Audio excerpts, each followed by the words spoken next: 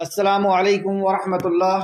ان الحمد للہ نحمده ونستعینه ونستغفره ونعوذ باللہ من شرور انفسنا ومن سیئات اعمالنا من يهده الله فلا مضل له ومن يضلل فلا هادي له واشهد ان لا اله الا الله واشهد ان محمدا عبده ورسوله رب اشرح لي صدري ويسر لي امري ويسر لي امري ويسر لي امري واحلل عقدة من لساني يفقهوا قولي رب زدنی علما رب زدنی علما رب زدنی علما آمین یا رب العالمین۔ ہر قسم کی تعریف اور شکر اللہ رب العزت کے لیے لائق اور زیبا ہے، جو ساری کائنات کا ایک و تنہا خالق، مالک، مربی اور منتظم ہے۔ درود و سلام ہو انبیاء اکرام پر، خصوصاً نبی مکرم رحمت للعالمین امام الانبیاء محمد الرسول اللہ صلی اللہ علیہ وسلم پر اور آپ کے اصحاب پر، آپ کے ساتھیوں پر۔ معزز سامعین، آج سورہ ہجر کی دوسری رکوع یعنی آیت نمبر 16 سے کلاس رہے گی۔ اللہ رب العزت سے دعا ہے کہ اللہ رب العزت ہمیں قرآن مقدس کو صحیح معنوں میں سمجھنے، یعنی قرآن کو خود قرآن کی روح سے سمجھنے، قرآن کو صحیح احادیث سے سمجھنے، اور قرآن کو صحابہ اکرام نے جس طریقے سے سمجھا اور صحابہ اکرام کے جس طریقے سے عمل کیا ویسے سمجھنے، ایمان لانے اور عمل کرنے کی توفیق عطا فرمائے، آمین یا رب العالمین۔ اعوذ باللہ من الشیطان الرجیم۔ اے اللہ، ہم تیری پناہ میں آتے ہیں شیطان سے۔ اے اللہ، تو ہمیں شیطان کے مکر و فریب سے بچا لے کہ وہ تیرے کلام سے ہمیں دور کر دے، تیرے دین سے ہمیں دور کر دے۔ بسم اللہ الرحمن الرحیم، اللہ کے نام سے جو بڑا مہربان اور بار بار رحم فرمانے والا ہے۔ اس عظیم کام کو ہم اللہ سبحانہ وتعالیٰ کے نام سے شروع کرتے ہیں کہ ہمارا خالق اور مالک ہمارے لیے کیا احکام نازل کرتا ہے۔ اے اللہ، تو رحمان ہے، اے اللہ تو رحیم ہے، اے اللہ تو اپنے کلام سے ہمیں جوڑ دے، تیرے اپنے کلام کو ہمیں سمجھا دے، اس پر ایمان دے دے اور عمل کی توفیق عطا فرما دے۔ اے اللہ تو رحمان ہے، اے اللہ تو رحیم ہے، اے اللہ ہم پر یہ رحم اور کرم فرما دے۔ لفظی ترجمہ، وَلَقَدْ جعلنا، وَلَقَدْ اور البتہ تحقیق، جعلنا بنائے ہم نے، فی السماء آسمان میں، بروجن کئی بروج یعنی ستاروں کے جھنڈ، وَزَيَّنَّاهَا اور مزین کیا ہم نے اسے، خوبصورت کیا ہم نے آسمان کو، للناظرین دیکھنے والوں کے لیے۔ اللہ اکبر۔ ہمارا خالق اور مالک ہمارے دیکھنے کا اتنا خیال رکھتا ہے کہ میرے بندے جب آسمان کی طرف دیکھیں تو آسمان بے رونق نہیں لگنا چاہیے، ویران نہیں لگنا چاہیے۔ ستاروں کے جھنڈ کا ایک بڑا جال اللہ سبحانہ تعالیٰ نے بچھا دیا۔ ایک مقصد ستاروں کی پیدائش کا یہ بتایا۔ دوسرا، وَحَفِظْنَاهَا اور حفاظت کی ہم نے اس کی، من کل شیطان ہر شیطان سے، رجیم جو مردود ہے۔ تو ستاروں کا دوسرا مقصد کہ شیطان رجیم سے اس کی حفاظت کرنا۔ کس کی؟ یہ ہم قرآن کی تفسیر میں یعنی نبی مکرم صلی اللہ علیہ وسلم کے فرمان کی روشنی میں سمجھیں گے۔ الا مگر، من استرقا جس نے چرا لیا، سمعا سنی ہوئی بات کو، فاتبعوا تو پیچھے کرتا ہے اس کا، شہاب مبین چمکتا ہوا ایک شعلہ اس کا پیچھا کرتا ہے۔ والارض اور زمین کو، مددناہا پھیلا دیا ہم نے اسے، والقینا اور ڈالے ہم نے، فیہا اس میں، رواسیا پہاڑ کو ہم نے اس میں ڈال دیے، گاڑ دیے۔ وانبتنا اور اگائے ہم نے، فیہا اس میں، من کل ہر طرح کے، شیئن چیز، موزون مناسب، کتنا ہونا چاہیے تھا اتنا ہم نے اگایا۔ وجعلنا اور بنائے ہم نے، لکم تمہارے لیے، فیہا اس میں، معیشت، ومن اور اس کے لیے، لستم نہیں ہو تم، لہو جس کے، برازقین رازق، اور اس کے لیے بھی بنائے جس کے رازق تم نہیں، یعنی سمندر کی جو مخلوق ہے، جنگلوں کی جو مخلوق ہے، جانور اور کیڑے مکوڑے، ان کے لیے بھی ہم نے بنائے، اس کے رازق تم نہیں، اس کو رزق دینے والے انسانوں تم نہیں۔ وَإِنْ اور نہیں، من شیئن کوئی چیز، الا مگر، عندنا ہمارے پاس، خزائنہ خزانے ہیں اس کے۔ اللہ اکبر۔ اللہ فرماتا ہے کہ ہر چیز کے خزانے ہیں ہمارے پاس۔ اس کو ہم تفسیر میں سمجھیں گے۔ وما اور نہیں، ننزلہ ہم اتارتے اسے، الا مگر، بقادرن ساتھ اندازے کے، معلوم کے، یعنی جو بھی چیز ہم اتارتے ہیں، جو پیدا کرتے ہیں، ایک خاص اندازے کے مطابق پیدا کرتے ہیں۔ یہ سب دنیا میں اپنی مرضی سے کچھ نہیں چل رہا ہے، یہ سب اللہ رب العزت کے تدبیر سے یعنی اللہ کے پلان سے ہو رہا ہے۔ آئے تفسیر کی طرف، آیت نمبر 16 سورہ ہجر۔ وَلَقَدْ جَعَلْنَا فِي السَّمَاءِ بُرُوجًا وَزَيَّنَّاهَا لِلنَّاظِرِينَ اور یقیناً ہم نے آسمان میں ستارے بنائے اور اسے ناظرین کے لیے زینت بنایا، مطلب دیکھنے والے کے لیے اسے زینت یعنی خوبصورتی کا سامان بنایا۔ اللہ رب العزت وہ ایسا رحمان اور رحیم رب ہے کہ وہ انسان کی ضرورت کے لیے اس نے پوری دنیا کے اندر نعمتوں کے انبار لگا دیے کہ اس کے کھانے کی ضرورت ہے، اس کو دیکھنے کی ضرورت ہے، اس کو سننے کی اور سونگنے کی ضرورت ہے، اس کو پینے کی ضرورت ہے، یہاں تک کہ اسے کوئی چیز دیکھنے میں خوبصورت لگے اللہ رب العزت نے اس کا بھی خیال رکھا۔ آپ دیکھتے ہیں کہ فروٹس کے اندر بھی اور سبزیوں کے اندر بھی اللہ رب العزت نے ایسی چیزیں رکھی ہے جو دیکھنے میں خوبصورت لگتی ہے، اور دیکھنے میں خوبصورت لگنے کی وجہ سے لوگ اسے خریدتے ہیں، اور اسے یہاں تک کہ اللہ یہاں پہ فرماتا ہے کہ آسمان تمہیں دیکھنے میں ویران نہ لگے، اس لیے اللہ سبحانہ وتعالیٰ نے اس میں ستاروں کے جھنڈ بنائے، اور اس کو دیکھ کر کے اگر انسان غور و فکر کرے کہ یہ جھنڈ، یہ گیلیکسی کس طریقے سے روٹیٹ ہے، کس طریقے سے یہ چل رہی ہے، اور ایک گیلیکسی دوسرے گیلیکسی کو کس طریقے سے کراس کر کے نکل جا رہی ہے کہ کوئی ستارہ کسی ستارے سے نہیں ٹکرا رہا، یہ بھی تمہیں تمہارے رب کو یاد دلائے گی، تمہارے رب کی معرفت کرائے گی کہ کوئی ہے اور جو زبردست قدرت اور طاقت والا ہے، جو زبردست پیدا کرنے والا ہے اس پوری کائنات کا۔ تو یہاں پہ ایک مقصد بتایا کہ تمہیں دیکھنے میں خوبصورت لگے، تو جو رب ہمارے دیکھنے کا اتنا خیال رکھتا ہے، کیا وہ روٹی اور کپڑا مکان کے لیے ہمیں ترسائے گا؟ نعوذ باللہ، یہ ہم اپنے اعمال کی وجہ سے ہم جو پریشان ہیں۔ دوسرا مقصد ستاروں کی پیدائش کا، آگے اللہ فرماتا ہے آیت نمبر 17 اور 18 میں، اور ہم نے انہیں ہر شیطان مردود سے محفوظ رکھا۔ ستاروں کے ذریعے سے آسمان، یعنی آسمان میں جو فرشتوں کی آپس میں بات ہوتی ہے، اس بات کو یہ نہ سن سکے، اس سے محفوظ رکھنے کے لیے بھی ستارے بنائے۔ ستاروں کی دوسری پیدائش کا مقصد اللہ سبحانہ تعالیٰ نے فرمایا، اور ہم نے انہیں ہر شیطان مردود سے محفوظ رکھا، مگر جو چوری چھپے سنے تو چمکتا ہوا شہاب، یعنی دہکتا ہوا شعلہ اس کا پیچھا کرتا ہے۔ ستاروں کی پیدائش کا دو مقصد بتائے گئے یہاں پر۔ ویسے ستاروں کی پیدائش کے 3 مقصد ہیں، اس مقام پر 2 مقصد بتائے گئے۔ جیسے سورہ ملک کے اندر بھی ہم دیکھیں، وَلَقَدْ زَيَّنَّا السَّمَاءَ الدُّنْيَا بِمَصَابِيحَ وَجَعَلْنَاهَا رُجُومًا لِلشَّيَاطِينِ، ہم نے آسمان دنیا کو چراغوں سے سجایا، ستاروں سے سجایا، اور اسے شیطان کو مار بھگانے کا ذریعہ بنایا۔ تو یہاں پر اس آیت کی تفسیر سورہ ملک کی آیت نمبر 5 اور 6 سے کچھ ہو گئی۔ تو اس سے اب ہم دیکھیں کہ قرآن کی تفسیر کیسے ہوتی ہے۔ تو قرآن کی تفسیر خود قرآن سے ہوتی ہے، کیونکہ قرآن ایک ہی موضوع کو الگ الگ مقام پر بیان کرتا ہے اللہ سبحانہ وتعالیٰ۔ تو جب وہ سارے مقام کو ہم ایک طرف سے ملا کر کے پڑھتے ہیں تو کافی بات سمجھ میں آ جاتی ہے، اور جو اس کے بعد جو بات سمجھنے کی ہوتی ہے وہ نبی کریم صلی اللہ علیہ وسلم کے فرمان سے سمجھ میں آ جاتی ہے۔ تو قرآن کو سمجھنے کے جو سروت ہیں، وہ جو ذریعے ہیں، وہ ہے قرآن کو خود قرآن سے سمجھا جاتا ہے، قرآن کو صحیح احادیث سے، اور قرآن کو صحابہ اکرام سے۔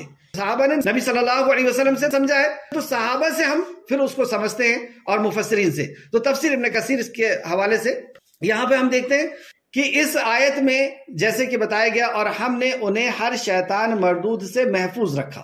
کیسے محفوظ رکھا؟ مگر جب چوری چھپے سنے تو چمکتا ہوا شاہد، یعنی دہکتا ہوا انگارہ اس کا پیچھا کرتا ہے۔ کیا مطلب ہے؟ یہاں کچھ واضح نہیں ہو رہا، لیکن قرآن میں دوسرے مقام پہ کچھ تھوڑا سا واضح ہوتا ہے، جیسے یہاں فرماتا ہے وَلَقَدْ زَيَّنَّا السَّمَاءَ الدُّنْيَا، کہ ہم نے آسمان دنیا کو ستاروں سے سجایا۔ اس کا مطلب اس کے بعد والا جو آسمان ہے اس کے لیے بات نہیں کی جا رہی، آسمان دنیا، یہ دنیا کے آسمان کو ستاروں سے اللہ نے سجایا ہے، بِمَصَابِيحَ وَجَعَلْنَاهَا رُجُومًا لِلشَّيَاطِينِ، اور شیطان کو مار بھگانے کا ذریعہ بنایا۔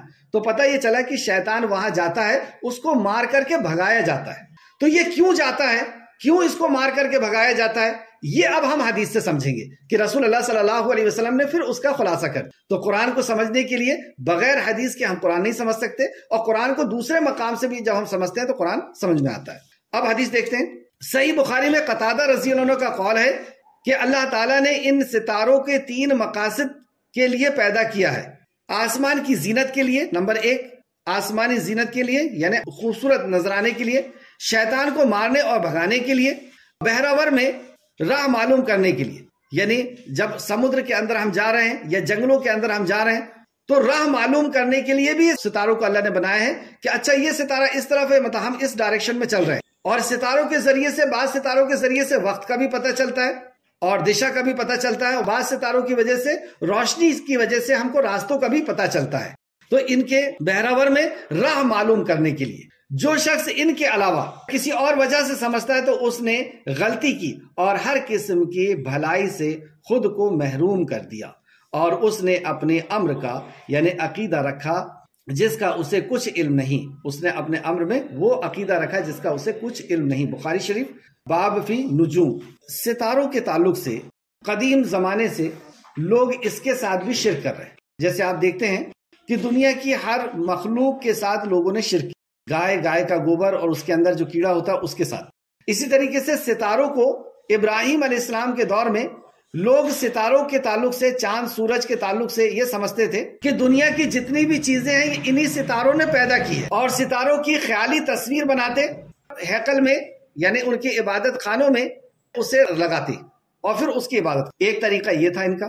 پھر سے سمجھیں، جیسے یہ پوری کائنات کو اللہ سبحانہ و تعالیٰ نے بنائی ہے، سورج چاند زمین و آسمان کو، لیکن ابراہیم علیہ السلام کے دور میں ان لوگوں کا یہ عقیدہ تھا کہ یہ دنیا کو ستاروں نے بنایا ہے، سورج چاند نے بنایا ہے. سورج چاند کی اور دوسرے ستاروں کی تصویر بناتے تھے اپنی خیال سے، اور پھر اس کو ہیکل میں نصب کرتے تھے اور اس کی عبادت کرتے تھے اور اس کے نام رکھتے تھے، اس سے منت مانتے تھے اور اس سے دعا کرتے تھے اور سجدہ کرتے تھے.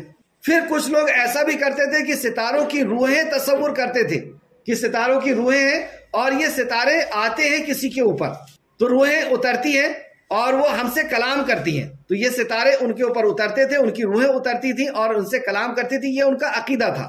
یہ سب شیطانی چال تھی. ان کے قلب پر اترنے والا شیطان ہوتا تھا، یعنی شیطان ان کے اوپر اترتا تھا اور یہ کہتا تھا کہ میں فلاں ستارہ ہوں اور یہ میں نے دنیا بنائی ہوں وغیرہ وغیرہ. اس طریقے سے آ کر کے وہ ان کو گمراہ کرتا تھا. اور کچھ لوگ یہ سمجھتے ہیں اور آج بھی یہ سمجھتے ہیں کہ فلاں ستارہ نکل کر کے اس طرف جا رہا ہے تو اس کے نام سے جس کا نام جڑا ہوا ہے اس کو کہتے ہیں راشی، کہ تلا راشی، اور اس نام سے ملتا ہوا نام کا پہلا اکشر ہے تو اس کی راشی وہ ہے، اس کی راشی مکر ہے، اس کی راشی فلاں ہے فلاں ہے. تو وہ ستارہ عروج پر ہے یعنی اس کی قسمت عروج پر ہوگی. اللہ. تو ستاروں کو دیکھ کر کے اور پھر راشی لکھتے ہیں، بھوشیوانی کرتے ہیں. اور کچھ لوگ آج بھی یہ کرتے ہیں کہ ستارہ نکلا ہے یعنی آج بارش ہوگی، ستارے کی وجہ سے بارش ہوگی. تو یہ عقیدہ شرکیہ اور کفریہ ہے. کسی ستارے کی وجہ سے بارش کا ہونا نہیں ہونا یا کسی مخلوق کی وجہ سے دنیا کے اندر کوئی چیز نہیں ہوتی. جیسے کہ ایک آیت دیکھیں آپ، سورہ واقعہ آیت نمبر 82 میں اللہ فرماتا ہے، اور تم نے اللہ کے نعمتوں کی تکذیب کو اپنا وظیفہ بنا لیا ہے. تم نے اللہ کی نعمت کی تکذیب یعنی جو نعمتیں اللہ رب العزت نے دی ہے، بارش اللہ رب العزت نے دی ہے، رزق اللہ دیتا ہے، خوشی اللہ دیتا ہے، بیمار سے اچھا اللہ کرتا ہے. تو اللہ کی نعمت کا تکذیب کرنا، انکار کرنا کہ نہیں اللہ نے نہیں کیا، فلاں نے کیا ہے، اپنا وظیفہ بنا لیا یعنی اپنا وتیرہ بنا لیا ہے، اپنا طریقہ بنا لیا ہے. اس آیت کی تفسیر کو دیکھتے ہیں. مفسرین نے اس آیت کی تفسیر میں لکھا ہے کہ تم نے اپنا وظیفہ یہ بنا رکھا ہے کہ تم نے اللہ تعالیٰ کی نعمت کو جھٹلا کر ان کے غیر اللہ کے طرف منسوب کر دی ہے. یہ نعمت اللہ نے دی تھی لیکن کسی اور کی طرف منسوب کر دی ہے. تو ستارہ جب نکلتا ہے تو اس کا نکلنا نہیں نکلنا، یہ 3 وجہ اللہ رب العزت نے قرآن کے اندر بتا دی. ایک تو خوبصورتی، دوسرا شیطان کو بھگانے کے لیے، اور تیسرا راہ کو معلوم کرنے کے لیے، دشا کو معلوم کرنے کے لیے. یہ 3 مقصد اللہ رب العزت نے بتائے ہیں جو حدیث سے ہم کو اور واضح طور پہ پتہ چلا. لیکن اگر کوئی یہ سمجھتا ہے کہ ستارے کے نکلنے کی وجہ سے بارش ہوئی ہے یعنی بارش کو نازل کرنے والا ستارہ ہے، اور ستارے کے نکلنے کی وجہ سے کسی کے بھاگ اچھے ہو گئے، کسی کی قسمت چمک گئی، تو گویا کہ اللہ کی نعمت کو اس نے کسی اور کے طرف سے منسوب کر دیا. تو یہ منسوب کرنا ایسا ہے کہ نبی کریم صلی اللہ علیہ وسلم نے فرمایا، یہ حدیث مسلم شریف کی ہے، رسول اللہ صلی اللہ علیہ وسلم نے حدیبیہ کے مقام پر ہمیں صبح کی نماز پڑھائی. یعنی حدیبیہ کے مقام پر رسول اللہ صلی اللہ علیہ وسلم رات میں رکے تھے صحابہ کے ساتھ، صبح فجر کی نماز پڑھائی اور صحابہ کی طرف رک کر کے بیٹھ گئے. آپ نے سلام پھیرا تو لوگوں کی طرف متوجہ ہو کر بیٹھ گئے.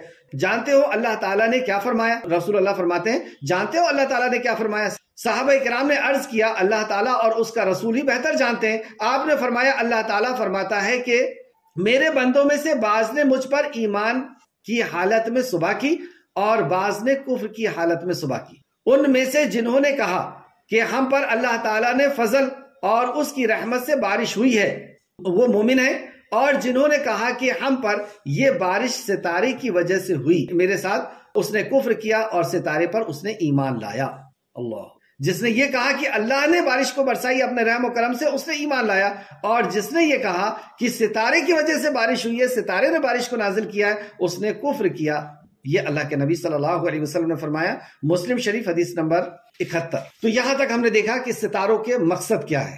اب اس کے بعد والی آیت نمبر 17 اور 18، اور ہم نے انہیں ہر شیطان مردود کے محفوظ رکھا، مگر جو چوری چھپے سنے تو چمکتا ہوا سیارہ صاحب شاقب اس کا پیچھا کرتا ہے۔ اس کی تفسیر میں تفسیر ابن کثیر جلد نمبر 3 صفحہ نمبر 504 میں ایک حدیث لائے ہیں جو امام بخاری نے بیان کیا ہے۔ امام بخاری رحمۃ اللہ علیہ نے اس آیت کی تفسیر میں حضرت ابو ہریرہ رضی اللہ عنہ کی روایت یہ حدیث بیان کی ہے کہ نبی کریم صلی اللہ علیہ وسلم نے فرمایا، اللہ تعالیٰ جب آسمان میں کوئی فیصلہ کرتا ہے، اللہ رب العزت فرشتوں کے سامنے اپنا فرمان پیش کرتا ہے، تو اس کی حیبت کیسی ہونا چاہیے؟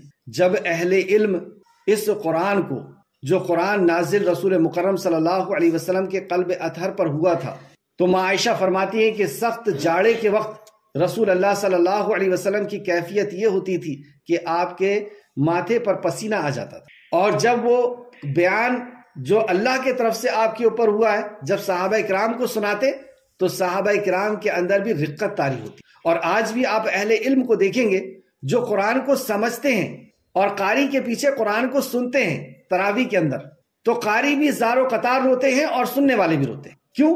کیونکہ وہ سمجھ رہے ہیں کہ اللہ رب العزت کیا فرما رہا ہے، اس کی عظمت کو جانتے ہیں، اس کے خوف سے لرزہ رہتے ہیں۔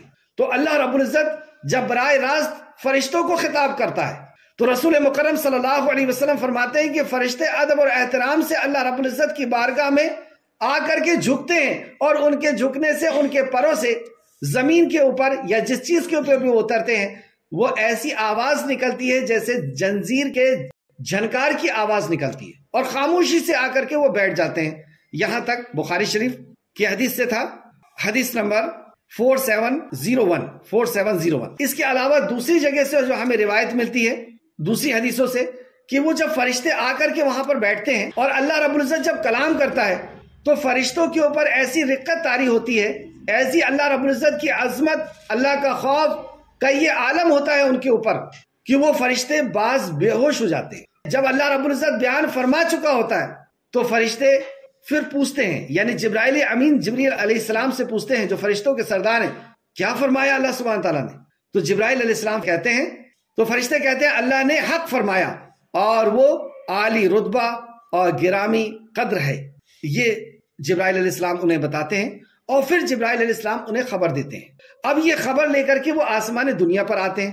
آسمان دنیا پہ آنے کے بعد یہ آپس میں ایک دوسرے سے فرشتے گفتگو بھی کرتے ہیں کہ اللہ رب العزت کا آج یہ فیصلہ ہے دنیا کے لیے کہ فلاں علاقے میں، اگزامپل کے طور پہ میں آپ کو بتا رہا ہوں کہ فلاں علاقے میں بارش ہونی ہے، اتنی ہونی ہے، فلاں علاقے میں اس قدر گرمی ہونی ہے، فلاں علاقے کو پھاڑ دینا ہے، فلاں علاقے میں جو بھی اللہ رب العزت کا فیصلہ، یہ آپس میں بات۔ جناتوں کو اللہ رب العزت نے ایک خوبی دی ہے، ہر مخلوق کو اللہ رب العزت نے الگ الگ خوبیاں دی ہیں۔ جیسے الو کو ہم دیکھتے ہیں رات میں دیکھ لیتا ہے، مچھلی جو ہے بارش پانی کے اندر رہ لیتی ہے، ہم نہیں رہ سکتے، ہم فضاؤں میں اڑ نہیں سکتے۔ اس کا یہ مطلب نہیں ہے کہ اس خوبی کی وجہ سے وہ افضل ہے۔ اللہ رب العزت نے اپنی زندگی جینے کے اعتبار سے ہر کسی مخلوق کو الگ الگ خوبی دی ہے۔ جیسے چیٹی 10 منزلیں اوپر اگر مٹھائی رکھی ہوئی ہے تو وہ یہاں سے سونگھ لیتی ہے، یہ خوبی نہیں ہے۔ خوبی کیا ہے؟ اللہ رب العزت نے خوبی کے تعلق سے فرمایا کہ تم میں بہتر وہ ہے جو زیادہ متقی ہے۔ تو بہرحال مخلوق کے لیے، دوسری مخلوق کے لیے تو یہ بات نہیں ہے، کیونکہ ساری مخلوق اللہ رب العزت کی مطیع اور فرما بردار ہے، کیونکہ اللہ رب العزت نے انسان اور جن کو چھوٹ دی ہے، اس لیے یہ نافرمانی کرتے ہیں۔ بہرحال تو اللہ رب العزت نے جناتوں کو بہت سی خوبیاں دی ہیں، جیسے وہ شکل بدل لیتے ہیں، وہ کبھی انسان کی شکل میں بھی ہمارے بیچ میں آ کر کے بیٹھ کر کے اور قرآن سن سکتے ہیں، کبھی یہ بھی ہوتا ہے کہ وہ کسی جانور کی شکل میں آ جائیں، کبھی یہ بھی ہوتا ہے کہ وہ ایک مقام سے دوسرے مقام پر چلے جاتے ہیں، جیسے یہاں سے فوراً بامبے چلے جائیں گے پھر واپس آ جائیں گے۔ اسی طریقے سے ان کے اندر یہ بھی خوبی ہے کہ یہ آسمان تک پہنچتے ہیں، اور آسمان تک کیسے پہنچتے ہیں؟ صحابی نے اس روایت کو کرتے ہوئے بتایا کہ اپنی انگلی کو انگلی کے اوپر رکھ کر کے کہ ایسا ایک دوسرے کے اوپر چڑھ کر کے یہ آسمان تک جاتے ہیں۔ کیوں؟ اس میں جو شیاطین ہیں، جناتوں میں جو شیاطین ہیں، وہ آسمان تک جا کر کے فرشتوں کی بات سنتے ہیں کہ اللہ نے کیا فیصلہ فرمایا دنیا کے لیے، اور وہ شیاطین سن کر کے اور اسپیڈ سے واپس لوٹتے ہیں۔ یا ایک دوسرے کو بتاتا ہے اور دوسرا پھر تیسرے کو بتاتا ہے، کیونکہ ایک دوسرے کے اوپر وہ چڑھے ہوئے، اور وہ جو نیچے والا ہے یا آخری والا وہ آ کر کے اپنے کاہن کو بتاتا ہے۔ کاہن کون؟ جو جوتشی ہے، جو بھوشواڑی کا دعویٰ کرتا ہے کہ تمہارا بھوش ایسا ہے، یعنی غیب کا دعویٰ کرتا ہے۔ اور اس جوتشی کو جیسی وہ آ کر کے بتاتا ہے کہ آج اگزامپل کے طور پر ہندوستان کے لیے یہ فیصلہ ہوا ہے کہ اتنی بارش ہوگی، اب وہ جوتشی اپنے جو چیلے ہیں یا اپنے جو ماننے والے ہیں ان کو بتاتا ہے کہ آج اتنی بارش ہوگی، یا فلاں جگہ زمین پھٹ جائے گی، یا فلاں ایسا حادثہ ہونے والا، فلاں رئیس شخص جو ہے وہ مرنے والا ہے۔ یہ جوتشی جو ہوتا ہے یہ صرف اسی کی بات نہیں بتاتا، اس میں کچھ جھوٹ کو ملا کر کے بھی لوگوں کو بتاتا ہے اور لوگ اس پر یقین کرتے ہیں۔ تو جب یہ شیطان ایک دوسرے کے اوپر چڑھ کر کے اور فرشتوں کی بات کو سننے کے لیے آسمان پہ جاتے ہیں، تو اللہ رب العزت یہاں پہ فرماتا ہے کہ صاحب ثاقب ان کا پیچھا کرتے ہیں، ستارے ان کا پیچھا کرتے ہیں اللہ کے حکم سے اور اسے جلا کر کے ختم کر دیتے ہیں۔ لیکن بعض دفعہ جب اللہ رب العزت چاہتا ہے تو انہیں چھوڑ بھی دیا جاتا ہے، یعنی وہ ستارہ ان کو مارتا نہیں ہے، ان کا پیچھا کرتا ہے لیکن مارتا نہیں ہے، اور سن کر کے اور اپنے کاہن کو آ کر کے بتا دیتا ہے، کیونکہ یہ بھی اللہ رب العزت کی طرف سے ایک ایگزام چل رہا ہے کہ اللہ نے قرآن کے اندر فرمایا قُلْ لَا يَعْلَمُ مَنْ فِي السَّمَاوَاتِ وَالْأَرْضِ الْغَيْبَ إِلَّا اللَّهُ، کہ زمین و آسمان کے درمیان غیب کو کوئی نہیں جانتا سوائے اللہ رب العزت کے۔ اب اللہ یہ دیکھنا چاہتا ہے کہ میرے بندے میرے کلام پر، میری بات پر یقین کرتے ہیں یا اس جوتشی کی بات پر یقین کرتے ہیں۔ تو کچھ لوگ ہیں جو جوتشی کے پاس جاتے ہیں اور اس کی بات پر یقین کرتے ہیں، گویا کہ اسے اللہ کے کلام پر ایمان نہیں، اور وہ جوتشی کیسے سچ بتا دیتا ہے وہ اللہ رب العزت کے نبی صلی اللہ علیہ وسلم نے یہاں پر بیان فرمایا کہ وہ اس طریقے سے سنتا ہے اور اب اتنا بڑا جوخم لیتا ہے وہ شیطان کہ میں وہاں جاؤں گا، فرشتوں کی بات سنوں گا تو ستارہ میرا پیچھا کرے گا، اور ہم میں سے کئی کو ستاروں نے جلا کر کے مار دیا۔ اتنا جوخم اٹھانے کے بعد کیوں اٹھاتا ہے وہ؟ کیوں اٹھاتا ہے؟ یہ ہے حسد، یہ ہے بغض، کہ یہ انسان کی وجہ سے ہم جنت سے نکالے گئے اور ہمیں انسان کو تباہ کرنا ہے، ہمیں اس کا عقیدہ خراب کرنا ہے۔ اس کا عقیدہ اللہ کی کلام سے اگر اٹھ گیا تو یہ اسلام کے دائرے سے باہر ہو جائے گا۔ انسان کے ایمان کو ختم کرنے کے لیے اس نے جان کی بازی لگا دیا۔ حسد میں ایسا ہوتا ہے، جب انسان کسی سے حسد کرتا ہے تو اس کی عقل ایسی کھو جاتی ہے۔ ابلیس نے حسد کیا تھا آدم علیہ السلام سے کہ اللہ تو مجھے مہلت دے، میں اسے اور اس کی اولاد کو گمراہ کروں گا، اور اکثر کو ناشکرا پائے گا، اکثر تو جہنم میں پائے گا۔ تو اللہ نے بھی کہہ دیا کہ جا، جس پہ تیرا زور چل سکتا ہے چلا لے، لیکن میرے بندوں پر یعنی مخلص بندوں پہ تیرا زور نہیں چلے گا۔ تو شیطان اس جوخم کو لے کر کے اور اپنے کاہن کو، تو پتہ یہ چلا کہ کاہن کے پاس اس کے خاص شیطان ہوتے ہیں، تو ہاں کاہنوں کے پاس، جادوگروں کے پاس ان کے شیطان ہوتے ہیں۔ شیطان یعنی جناتوں میں کے، جناتوں میں اچھے جو ہوتے ہیں وہ مومن ہیں، ایمان والے ہیں، مسلمان ہیں، اور جیسے ہمارے اندر اچھے بھی ہوتے ہیں برے بھی ہوتے ہیں، اسی طریقے سے جناتوں میں اچھے بھی ہوتے ہیں برے بھی ہوتے ہیں اور بہت اچھے بھی ہوتے ہیں۔ نبی کریم صلی اللہ علیہ وسلم سے کلام سن کر کے ایمان لانے والے بھی ہیں، رسول اللہ سے علم حاصل کرنے والے تو اچھے ہیں تو بہت اچھے بھی ہیں، اور برے ہیں تو بہت برے بھی ہیں، جیسے ہم لوگوں میں ہر قسم کے لوگ ہوتے ہیں انسانوں میں۔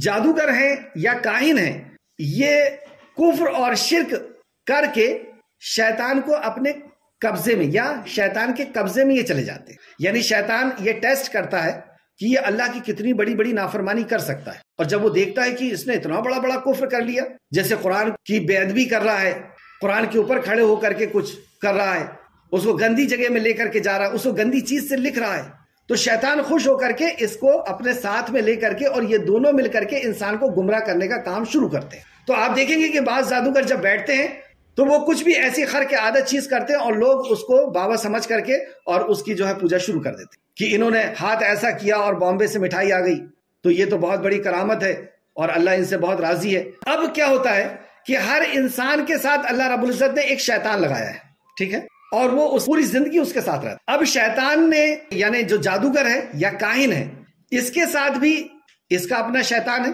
جس نے اس کو قبضے میں کیا ہوا ہے، یا یہ اس کے قبضے میں ہوا، یا دونوں مل کر کے لوگوں کو گمراہ کرنے کا کام کر رہے ہیں۔ تو جب ایک انسان ان کے پاس جاتا ہے تو اس کا شیطان اس کے شیطان سے بات کرتا ہے اور وہ بتا دیتا ہے کہ اس کی زندگی میں یہ ہوا ہے۔ تو وہ جیسی وہاں پہ پہنچتا ہے تو یہ ہاتھ کی لکیر دیکھتا ہے یا نام پوچھتا ہے، نام کا پہلا اکشر پوچھتا ہے، ماں کا نام پوچھتا ہے، کچھ لکھنا وکھنا شروع کرتا ہے اور اب بھوشوانی شروع کرتا ہے۔ پہلے یہ بتاتا ہے پچھلی زندگی کے بارے میں کہ تمہارے ساتھ ایسا ہوا تھا۔ کچھ لوگ تو بیوقوف بناتے ہیں، صرف ایسی باتیں بتاتے ہیں جو کامن ہوتی ہے، جیسے تم ایک بہت بڑے حادثے سے بچے ہو، تو دنیا میں ہر کوئی کسی نہ کسی حادثے سے بچتا ہے، کسی بیماری سے، کسی ایکسیڈنٹ سے۔ تمہاری خاندان میں کچھ لوگ ایسے ہیں جو تم سے حسد کرتے ہیں، ہر کسی کے ساتھ ایسا ہوتا ہے۔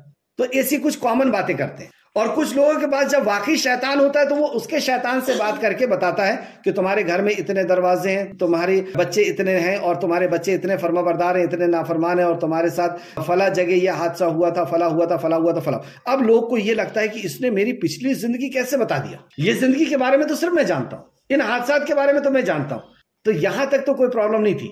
اب لیکن یہ اس کے آگے کا بتانا شروع کرتا ہے، اور ہر انسان یہ جاننے کے لیے کوشش میں رہتا ہے کہ آگے کیا ہوگا میری زندگی. تو یہ بتانا شروع کرتا ہے کہ آگے چل کے تمہارے ساتھ یہ ہوگا، آگے چل کے یہ ہوگا، اور آگے چل کر یہ ہوگا. اگر اس نے یقین کر لیا تو اس نے اسلام سے ہاتھ دھو لیا. اس کی میں دلیل ابھی دینے والا. اچھا، اس نے بتایا کیسے وہ میں نے آپ کو بتا. دوسرا یہ جو اس آیت کی روح سے جو میں نے حدیث آپ کے سامنے پیش کی کہ یہ فرشتوں کی بات سنتے ہیں اور آ کر کے اپنے کاہن کو بتاتے ہیں، اور کاہن پھر بتاتا ہے کہ آج فلاں رئیس کا اگزامپل کے طور پر انتقال ہونے والا ہے، یا فلاں جگہ بارش ہونے والی ہے، فلاں زمین پھٹنے والی ہے. تو یہ کاہن جب بتاتا ہے اور اس کی بات پر یہ یقین کر لیتے. اگر ان کی بات پر انہوں نے یقین کیا، یہ بتاتے کیسے ہیں یہ میں نے دونوں چیز آپ کے سامنے رکھا، اور اگر ان کی بات پر یقین کیا تو اس کا مطلب کیا ہے کہ انہوں نے اللہ کے کلام کا انکار کیا. کیونکہ اللہ یہ فرماتا ہے قُلْ لَا يَعْلَمُ مَنْ فِي السَّمَاوَاتِ وَالْأَرْضِ الْغَيْبَ إِلَّا اللَّهُ، سورہ نمل آیت نمبر 65، کہ زمین و آسمان کے اندر غیب کوئی نہیں جانتا سوائے اللہ کے. کل کیا ہوگا سوائے اللہ کے اور کوئی نہیں جانتا. اس نے کیسے بتایا ہے؟ اس نے وہ فرشتے کی بات سن کر کے وہ کاہن کو بتایا، اور کاہن نے اس کو بتایا، یا اس نے جھوٹی باتیں اپنے طرف سے. یہ غیب نہیں جانتا، لیکن کوئی انسان اس کے پاس گیا اس نیت سے کہ وہ مجھے بتائے گا میرے حالات کے بارے میں، میری بھوشوانی کرے گا، یا میری جنم کنڈی بنائے گا. تو اب آپ حدیث سنیں. ازواج مطہرات صلی اللہ علیہ وسلم. دوسری حدیث سے ہم کو پتہ چلتا ہے کہ حفصہ بن عمر بن خطاب رضی اللہ عنہ، تو حضرت حفصہ بیان فرماتی ہیں کہ روایت ہے کہ نبی کریم صلی اللہ علیہ وسلم نے فرمایا جس نے کسی نجومی کے پاس جا کر کچھ دریافت کیا کسی نجومی کے پاس، نجومی یعنی جوتشی، کاہن، جادوگر کے پاس جا کر کے کچھ دریافت کیا تو اس کی 40 دن تک کی نماز قبول نہ ہوگی. 40، صرف دریافت کیا، اس نے یقین نہیں کیا، صرف دریافت کیا. مسلم شریف حدیث نمبر 2230. دوسری کنڈیشن، اب اگر دریافت بھی کیا، پوچھا اس نے کہ میرے ساتھ کیا ہونے والا ہے، یا میری شادی اس سے ہونے والی ہے، ہمارا یہ رشتہ صحیح رہے گا یا نہیں، میرا سفر صحیح رہے گا یا نہیں. فال نکلوانے کے لیے لوگ جاتے ہیں، یہ سب اسی کی چیزیں ہیں. فال نکلوانے کے لیے جاتے ہیں، کوئی گھر میں کوئی سامان گم گیا اس کا پوچھنے کے لیے جا رہے ہیں کہ وہ سامان گم گیا وہ کہاں پر رکھا ہے بتا دو، یا یہ شادی ٹھیک ہے یا نہیں، یہ سفر ٹھیک ہے یا نہیں، یا میری زندگی میں یہ میں جاب کرنا چاہتا ہوں، یہ جاب ٹھیک ہے یا نہیں، یا وہ کمپنی میرے لیے ٹھیک ہے یا نہیں. اس قسم کی جو بھی آنے والی زندگی کے تعلق سے پوچھنے کے لیے گیا ہے، صرف پوچھنے کے لیے گیا ہے، تو اللہ رب العزت اس کی عظیم عبادت نماز کو، اللہ رب العزت 40 دن کی نماز کو قبول نہیں کرے گا. یعنی اس کے اجر و ثواب سے وہ محروم ہو جائے گا. علماء فرماتے ہیں اگر اس نے پوچھ کر کے یقین کر لیا اور اس کام سے رک گیا، جیسے جوشی نے یہ بتا دیا کہ یہ شادی تمہارے لیے ٹھیک نہیں، یا اس مہینے ٹھیک نہیں، یا یہ کمپنی تمہارے لیے ٹھیک نہیں، اور اس نے اس کمپنی کو چھوڑ دیا، کیا ہوگا اس کا؟ حدیث دوسری سنیں. اس حدیث کا میں نے آپ کو نمبر بتایا، مسلم شریف حدیث نمبر 2230. ابو داؤد کی حدیث ہے یہ. حضرت ابو ہریرہ رضی اللہ عنہ سے روایت ہے، نبی کریم صلی اللہ علیہ وسلم نے فرمایا جس شخص نے کسی کاہن کے پاس جا کر اس کی باتوں کی تصدیق یعنی یقین کر لیا، تو اس نے اس دین کے ساتھ کفر کیا جو محمد صلی اللہ علیہ وسلم پر اتارا گیا. یعنی دین کا انکار، کفر کرنا یعنی انکار کرنا، یعنی یہ شخص دائرے اسلام سے باہر ہو گیا. اس نے اللہ رب العزت کے کلام کے ساتھ انکار کیا. اللہ یہ فرما، اللہ کی صفت کا اس نے انکار کیا، اور وہ صفت کسی اور کے اوپر اس نے چسپا کیا. اللہ فرماتا ہے کہ اللہ کے علاوہ کوئی نہیں جانتا، اور اس نے اس کی بات کو سن کر کے اس پر یقین کیا. رسول مکرم صلی اللہ علیہ وسلم نے فرمایا کہ میرے اوپر جو دین آیا ہے اس کے ساتھ اس نے کفر کیا. سنن ابو داؤد حدیث نمبر 3904. ایک اور حدیث حضرت ابو ہریرہ رضی اللہ عنہ سے روایت ہے، رسول اللہ صلی اللہ علیہ وسلم نے فرمایا، یہ مسند احمد کی روایت ہے، جس نے کسی نجومی یا کاہن کے پاس جا کر اس کی باتوں کی تصدیق کی تو اس نے دین کے ساتھ کفر کیا جو محمد صلی اللہ علیہ وسلم پر اتارا گیا. مسند احمد جلد نمبر 8 اور صفحہ نمبر 135. اور بھی مستدرک حاکم میں بھی یہ حدیث ہے، جلد نمبر 8 اور صفحہ نمبر 135. اور بھی دوسرے مقام پر یہ ہے. کیا پتہ چلا؟ اس کی 3 کنڈیشن بھی آپ سمجھ لیں. کوئی شخص مطلقاً صرف پوچھنے کے لیے گیا ہے، تصدیق نہیں کی، تو یہ عمل حرام ہے، اور 40 دن کی اس کی نماز کا اجر جو ہے وہ ختم ہو جائے، پہلی کنڈیشن۔ اور تصدیق کی، گویا اس نے غیب جاننے کی تصدیق کی، اگر اس نے سنا اور تصدیق بھی کر لیا یعنی یقین بھی کر لیا تو اس نے شرک اور کفر کیا۔ پہلی کنڈیشن میں صرف سنا ہے اس نے تو 40 دن اپنی نماز کو خراب کیا، اجر گیا اس کا۔ اور اگر سن کر کے یقین کر لیا کہ اس نے بتایا ہے کہ تمہارا گما ہوا سامان فلاں جگہ اور یہ فلاں جگہ دیکھنے چلا گیا، اللہ، تصدیق کر لیا، یا اس نے کوئی چیز بتائی ہے اور اس چیز کو اس نے صحیح مان لیا، تصدیق کر لیا، تو گویا کہ اس نے اللہ کے کلام کی اس آیت سورہ نمل آیت نمبر 65 کا انکار کر دیا، قُلْ لَا يَعْلَمُ مَنْ فِي السَّمَاوَاتِ وَالْأَرْضِ الْغَيْبَ إِلَّا اللَّهُ، تو اس نے کفر اور شرک کیا۔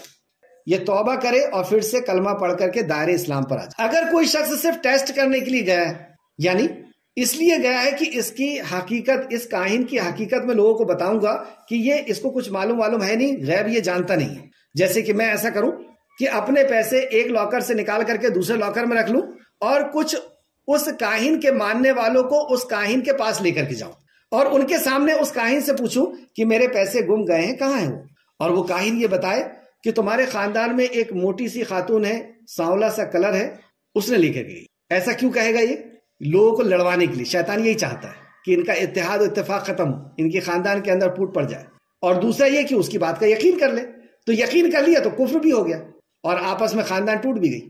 تو میں اس لیے گیا ہوں وہاں پر کہ یہ جو اندھ وشواس والے ہیں ان کو یقین دلاؤں۔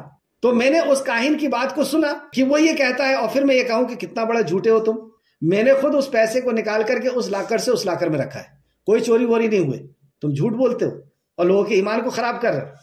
یہ صحیح ہے، یہ کر سکتے ہیں۔ کیسے پتہ چلا؟ ابن سیاد نبی کریم صلی اللہ علیہ وسلم کے زمانے میں ایک شخص تھا جو اسی قسم کا کاہن قسم کا آدمی تھا، تو اس سے نبی کریم صلی اللہ علیہ وسلم نے جا کر کے کہا تھا میرے دل میں کیا ہے بتا، تو وہ کہتا دکھ۔ تو نبی کریم صلی اللہ علیہ وسلم نے کہا کہ جھوٹے ہو تم، میرے دل میں تو یہ تھا۔ تو یہ لوگوں کی آنکھوں کو کھولنے کے لیے اس طریقے کا کیا کرنا یہ جائز ہے۔ تو 3 کنڈیشن میں نے آپ کے سامنے بتایا، ایک تو صرف پوچھنے کے لیے گیا ہے تو 40 دن کی نماز چلے جائے گی، حرام عمل ہے، اور دوسرا اگر یقین کر لیا تو یہ کفر اور شرک ہے، اور تیسرا اگر اس کی حقیقت کو کھولنے کے لیے وہ بات کرتا ہے تو یہ چل جائے گا۔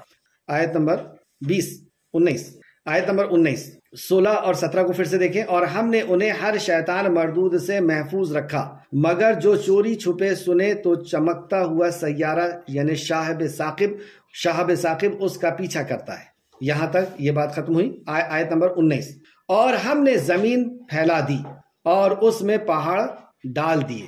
آپ دیکھیں گے کہ جب سڑک وغیرہ بنتی ہے، روڈ وغیرہ بنتی ہے، تو ہمیں ایک زمین کی پرت نظر آتی ہے۔ یہی اللہ نے کہا کہ ہم نے بچھا دیا، جیسے چادر بچھتی ہے ویسے آپ 3 فٹ کی زمین آپ دیکھیں گے کہ وہ بچھی ہوئی ہے۔ اللہ اکبر، کیا قدرت ہے اللہ سبحانہ تعالیٰ کی کہ ہم نے زمین کو پھیلا دیا اور اس میں پہاڑ کو ڈال دیے، پہاڑ کو گاڑ دیے۔ کیوں گاڑا اللہ رب العزت نے پہاڑ کو؟ زمین ایک جیسی رہتی، اس کو زیادہ آسانی سے استعمال کیا جا سکتا تھا، کیوں پہاڑ کو گاڑ دیا؟ تو قرآن کی تفسیر قرآن سے کس طریقے سے ہوتی ہے وہ دیکھیں گے۔ سورہ لقمان اور دوسرے مقام پر اللہ رب العزت نے فرمایا کہ ہم نے زمین میں پہاڑ کو گاڑ دیا اس لیے کہ زمین کا بیلنس خراب نہ ہو، زمین ڈگمگائے نہ، یعنی زمین کے بیلنس کے لیے اللہ نے پہاڑوں کو گاڑا ہے۔ آج سے 14.5 سال پہلے یہ سائنٹیفک بات اللہ رب العزت نے بتا دی، کیونکہ وہ تو پیدا کرنے والا ہے، وہ تو جانتا ہے کہ کیوں پیدا کیا، اور اس میں ہر چیز مناسب مقدار میں اگائی۔ اگر یہ اپنے آپ سب کچھ دنیا میں چل رہا ہے تو کبھی ایسا ہونا چاہیے تھا کہ کوئی سبزی بہت زیادہ ہو جاتی اور کوئی سبزی نہیں ہوتی۔ ہر چیز ہم دیکھتے ہیں کہ ایک جتنا اس کو ہونا چاہیے تھا اتنا ہی ہے۔ کبھی آپ نے ایسا نہیں سنا ہوگا کہ اتنا ٹن دودھ پھینکنا پڑا، زیادہ ہو گیا صاحب، یا اتنے بچے بھوکے مر گئے، دودھ ہی نہیں ہوا۔ تو جو چیز جتنی ہونا چاہیے اللہ رب العزت نے اتنی اس دنیا میں پہنچائی۔ اور ہم نے تمہارے لیے زمین میں معاش کے اسباب بنائے، یعنی کھانے پینے کی چیزوں کے اسباب بنائے، کچھ زمین میں سے اگتا ہے، کچھ سمندر سے نکلتا ہے وغیرہ۔ اور ان کے لیے، مطلب صرف تمہارے لیے ہی نہیں، اور ان کے لیے بھی جن کے رازق تم نہیں ہو۔ انسان اپنے آپ کو بہت کچھ سمجھتا ہے، اللہ رب العزت نے اس کی اوقات بتائی کہ ہم نے تمہارے لیے بھی پیدا کیا کھانے پینے کی چیز، اور ان کے لیے بھی پیدا کیا جن کے رازق تم نہیں ہو۔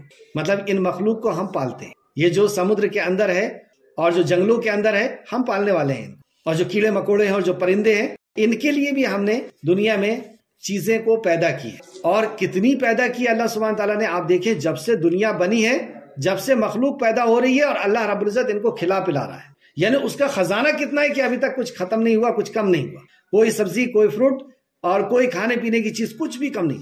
تو اللہ آگے فرماتا ہے آیت نمبر 21 کے اندر، اور ہر چیز کے خزانے ہمارے پاس ہیں.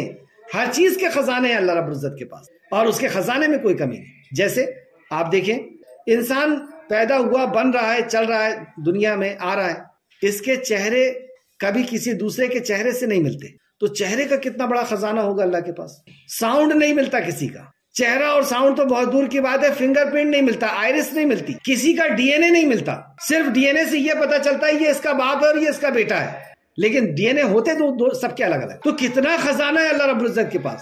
اللہ رب العزت کے پاس کسی چیز کی کوئی کمی نہیں. یہاں پہ یہ فرماتا، اور ہر چیز کے خزانے ہمارے پاس ہی ہیں، اور ہم ہر چیز معلوم مقدار میں اتارتے ہیں. الٹ اپ نہیں، کتنا چاہیے اتنا اتارتے ہیں. کس دن کتنی چیز کی ضرورت ہے، کس مہینے میں کتنی چیز کی، کس سال میں کتنی چیز کی ضرورت ہے، اتنا اتارتے ہیں. اللہ، ہم ایک چھوٹا سا پروگرام کرتے ہیں شادی کا، اور شادی میں 1000 لوگ آنا ہے، 1 مہینہ پہلے سے لسٹ بنتی ہے، اور بنانے والے کو بلایا جاتا ہے، سامان لکھوایا جاتا ہے، بار بار اس کی محنت کی جاتی ہے، اور ہم طے کرتے ہیں فلاں فلاں آئے گا، اس کو کارڈ دیتے ہیں، بلاتے ہیں، اور ایک ٹائم کا کھانا بناتے ہیں. کبھی کم ہو جاتا ہے اور کبھی زیادہ. ایک ٹائم ہم مینٹین نہیں کر سکتے. اللہ رب العزت یہ ساری مخلوق کو کھلاتا ہے، اور دن میں 3 ٹائم کھلاتا ہے، اور کتنا کھلانا ہے، کتنی ضرورت ہے اس کی، کبھی آپ نہیں دیکھیں گے کہ پھینکنا پڑا یا بھوکا ہوا. ایسا خالق ہے وہ. اور ہر چیز، اور ایسا نہیں ہم تو کئی چیز کھا لیتے ہیں. شیر تو صرف گوشت ہی کھاتا ہے، اور دوسری چیز صرف گھاس ہی کھاتی ہے. تو کتنا گھاس ہونا چاہیے، کب پانی گرانا ہے، پتے کتنے ہونا چاہیے جانوروں کے لیے، یہ سب اللہ رب العزت فرماتا ہے ہم ہر چیز معلوم مقدار میں اتارتے ہیں. اور ہم نے جو کچھ ہوائیں بھیجی. اب دیکھیں اللہ رب العزت یہاں پہ اپنی ایک بہت بڑی قدرت کے تعلق سے فرما رہا ہے کہ اللہ کس طریقے سے چیزوں کو ڈسٹرائے کرتا ہے، توڑ دیتا ہے، ختم کر دیتا ہے، اور پھر اس کو زندہ کرتا ہے. تو پانی ہم دیکھتے ہیں کہ ایک وقت آتا ہے پانی ختم ہوتا ہے، ہوا بن کر کے دھوپ سے وہ اڑ جاتا ہے، ختم ہو گیا. پھر اس کو اکٹھا کیا جاتا ہے، پھر بارش پانی بنا کر کے پھر اس کو لوٹایا جاتا ہے. اسی طریقے سے پیڑ پودے جو زمین سے نکلے ہیں 2-3 مہینے کے بعد وہ سوکھ کر کے ختم ہو گئے، اس کے بیج زمین میں گر گئے، پھر بارش ہوئی اور وہ زندہ ہو گئے. اسی طریقے سے ہم دنیا میں آئے ہیں، اور ایک دن آئے گا کہ ہم ختم ہو جائیں، اور پھر سے ہمیں پیدا کر دیا جائے گا. یہ ہے یہاں پہ بتانے کا، میں آپ کو جس طرف لانا چاہ رہا ہوں وہ یہ پوائنٹ ہے. تو اللہ رب فرماتا ہے اور ہم نے بوجھل ہوائیں بھیجی، یعنی ہواؤں کی بھی کئی قسمیں ہیں. جیسے کہ آپ دیکھ سکتے ہیں تفسیر ابن کثیر صفحہ نمبر 506 میں عبید بن عمیر لیسی کہتے ہیں کہ اللہ تعالیٰ خوشخبری دینے والی ہواؤں کو بھیجتا ہے تو وہ زمین کو جھاڑ دیتی ہے. آپ دیکھیں جب بارش ہونے والی رہتی ہے تو اس کے پہلے تیز ہوائیں چلتی اور یہ جنگلوں کے پتوں کو جھاڑ کر کے ایک طرف کر دیتی. کیوں جھاڑ کر کے ایک طرف کر دیتی ہے؟ اللہ اکبر، کیا قدرت ہے، اللہ ہی بہتر جانتا ہے. شاید کہ بارش وہاں پر ہو تو پتے اس بارش کو نہ روک سکے، یا اللہ بہتر جانتا ہے. تو ہوائیں اس پتوں کو جھاڑ کر کے ایک طرف کر دیتی. ایک قسم کی ہوا یہ ہوتی. پھر اللہ تعالیٰ 12 آور آنے والی ہواؤں کو بھیجتا ہے جو درختوں کو برابر کرتی ہے، پتجھڑ ہو جاتے ہیں. پھر انہوں نے اس آیت کریمہ کی تلاوت فرمائی، اور ہم ہر بوجھل ہواؤں کو بھیجتے ہیں، یعنی بادل اور پانی سے بھری ہوئی بادلوں کو وہ ہوا لے کر کے آتی ہے. اس ہواؤں کو بھی اللہ سبحانہ تعالیٰ فرماتا ہے کہ پھر ہم بھیجتے ہیں. آیت نمبر 22، اور ہم نے بوجھل ہوائیں بھیجی، پھر آسمان سے پانی نازل کیا، پھر وہ تمہیں پلاتا ہے، اور اس پانی کا ذخیرہ کرنے والے تم نہ تھے. ایسا نہیں ہے کہ بارش سال بھر تو نہیں ہوتی، لیکن ہم تو پانی سال بھر پیتے ہیں، سال بھر ہمیں استعمال کرنا ہوتا ہے، بارش چند مہینے ہوتی ہے. تو اللہ فرماتا ہے اس کے اسٹور کرنے والے تم نہیں ہو، ہم ہیں. کیسے اسٹور کرتا ہے اللہ رب العزت؟